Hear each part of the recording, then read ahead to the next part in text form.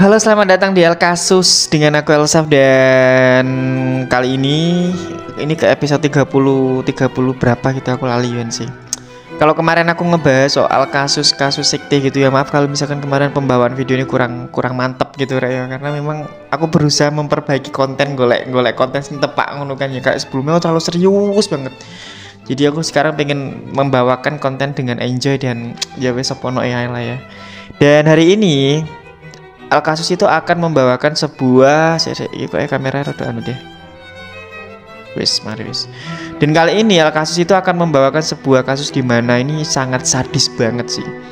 Di mana ada seorang anak muda umur 26 tahun yang menghabisi ibu kandungnya sendiri. Blok ini, sumpah. Ini nggak masuk akal. Kalau kalian tahu ya, ini dia cara dia menghabisi ibunya itu bener-bener sadis, Rek.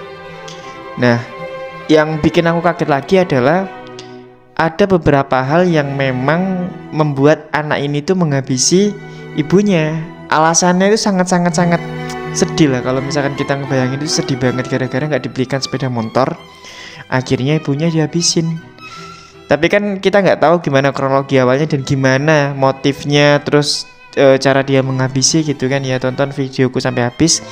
Dan sekali lagi, kalau misalkan kalian belum subscribe, silahkan kalian subscribe. Dan maaf kalau misalkan durasinya sangat pendek, Rek. Oke.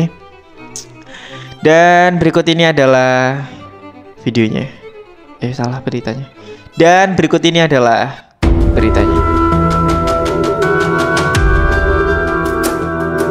Jadi kasus ini itu terjadi di Sukabumi, Jawa Barat, di mana ada seorang ibu bernama Inas, umur 45 tahun, dan dia juga punya anak bernama Rahmat, umur 26 tahun. Jadi pada hari Selasa tanggal 14 Mei 2024, warga itu menemukan sebuah jasad korban dengan keadaan terlentang bersimbah cairan merah yang sangat banyak, yaitu pada pukul 4 waktu Indonesia Barat di dalam rumah korban. Dan tidak lain, pelaku penghabisan nyawa tersebut adalah anaknya sendiri bernama Rahmat, umur 26 tahun. Kalian akan kaget sih dengan cara dia itu menghabisi ibunya, karena benar-benar sangat sadis menurutku. Dan menurut informasi dari pihak kepolisian Kalibunder, Rahmat itu tega menghabisi ibunya sendiri lantaran nggak dibelikan sepeda motor. Namun ingat ya, ini hanya dugaan sementara, karena polisi itu benar-benar saat ini masih mendalami kasus yang sekarang ini lagi dialami gitu kan. Dan cara Rahmat ini menghabisi ibunya itu sangat sadis, dimana Rahmat menghabisi ibunya dengan garpu tanah dan mencelep-celepkan ke tubuh ibunya dengan sangat marah dan benar-benar emosi pada saat itu. Namun nggak sampai di situ aja. Setelah pelaku menghabisi ibunya, pelaku itu nggak langsung kabur atau melarikan diri, itu enggak. Tapi justru ya, pelaku itu masih menyempatkan untuk tidur di rumahnya dengan kondisi badan dan pakaian yang masih ada bercak-bercak merah, cairan merah tadi itu. Coba bayangin, gimana seremnya kan, kayak film-film psikopat gitu kan ya.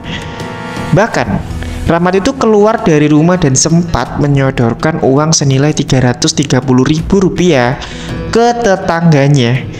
Dan yang bikin shock adalah dia itu mengaku ke tetangganya bahwa dia itu sudah menghabisi nyawa ibunya. Tetangganya yang mendengar pernyataan itu ya langsung kaget kan pastinya. Nggak mungkin dong santai gitu kan ya, pasti kaget. Saat itu juga tetangga itu lari dan melaporkan kejadian itu ke Pak RT setempat di desa itu kan. Dan tetangga itu juga berusaha meminta bantuan kepada warga lain. Dan pada saat pihak polisi datang, jadi dimintailah informasi kan ke anak yang menghabis tadi itu. Saat diminta informasi, permintaan pelaku soal sepeda motor itu kejadiannya sudah cukup lama gitu. Tapi kenapa kok sampai seperti itu? Menurut pengakuan dari pelaku, dia itu sudah dijanjikan untuk dibelikan sepeda motor, tapi nggak dibeli-belikan gitu. Dan yang jadi pertanyaan adalah, kenapa anak itu nggak melawan waktu ditangkap? Kenapa masih santai? Bahkan kayak orang yang nggak ngelakuin apa-apa gitu. Nah, ternyata menurut polisi bahwa pihaknya nanti akan melibatkan psikolog untuk mengetahui kondisi mental anak ini. Karena pada saat diinterogasi oleh warga dan juga polisi, dia itu kayak nggak terlihat biasa aja gitulah, kayak linglung. Dan pada saat dia ditanyain ya kan ya, apa kamu menyesal habis ngelakuin ini, dia itu nggak menjawab sama sekali dan diem aja gitu. Kayak pelaku itu memiliki keterlambatan dalam berpikir. Nah makanya dari sini pihak polisi itu masih berusaha mencari tahu apa motif yang sebenarnya dari kasus ini. Dan jika dilihat dari undang-undang yang ada, pelaku ini akan dijerat dengan pasal 338 KUHP, yaitu pidana tentang kasus pembunuhan dengan ancaman pidana paling lama 15 tahun penjara. Ya sekali lagi ya, kita doakan kasus ini itu cepat selesai. Dan ini sih bener-bener sadis banget menurutku. Berarti bisa dibilang bahwa anak ini kemungkinan ada gangguan psikologis atau ODGJ gitu ya. Dan kita sangat tahu ya bahwa baru-baru ini tuh kepolisian itu sangat banyak banget dikritik ya kan. Banyak banget gitulah soal kasus Vina dan masih banyak lagi. Aku yakin sih untuk menyelesaikan itu semua pasti nggak mudah. Aku sebagai masyarakat yang awam tentang kasus penyelidikan itu hanya bisa berdoa. Semoga pihak polisi itu bisa melewati ini semua gitu. Aku yakin di dalam sebuah institusi besar itu pasti ada lah oknum-oknumnya. Dan aku juga sangat yakin pasti juga banyak banget polisi yang baik. Pasti banyak banget. Aku yakin banget pasti juga banyak polisi yang baik. Dan iya itu nggak terjadi di institusi kepolisian aja sih, pasti di institusi yang lain juga ada lah pastinya. Ya apapun itu semoga Bapak Kapolri bisa menyelesaikan masalah yang ada di dalam atau di luar kepolisian dengan lancar dan sehat-sehat ya buat bapak-bapak polisi yang berusaha menyelesaikan kasus-kasus yang ada. Intinya sehat terus dan semoga dilancarkan semua usahanya Pak ya. Ya mungkin itu aja ya, kita berdoa yang baik-baik untuk negara kita, keluarga kita, dan jaga diri kita sendiri. Semoga kita dijauhkan dari mara bahaya apapun gitu Rek. Dan sekarang itu juga banyak juga orang-orang yang jahat mungkin di sosial media ya, atau mungkin sosial media memang jahat kan.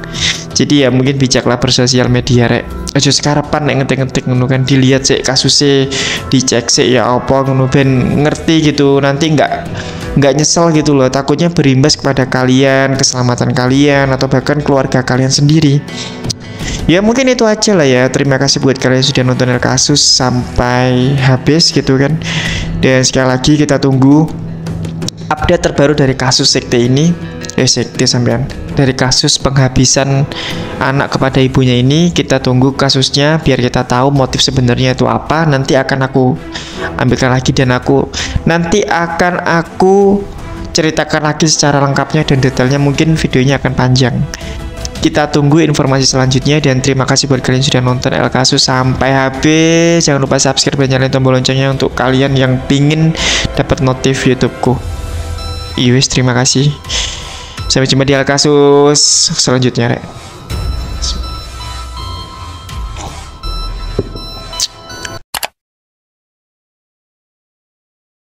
Mencelupkan ke tubuh ibunya dengan amarah dia yang sangat meronta-ronta. Dia itu benar-benar sangat emosi dan mencelupkan ke tubuh ibunya gitu, Rek. Dan pada saat pihak polisi datang dan pada saat pihak polisi datang dan nah ternyata menurut informasi yang aku dapat ya, polisi itu juga mengatakan bahwa pihaknya nanti akan melibatkan psikolog gitu. Nah ternyata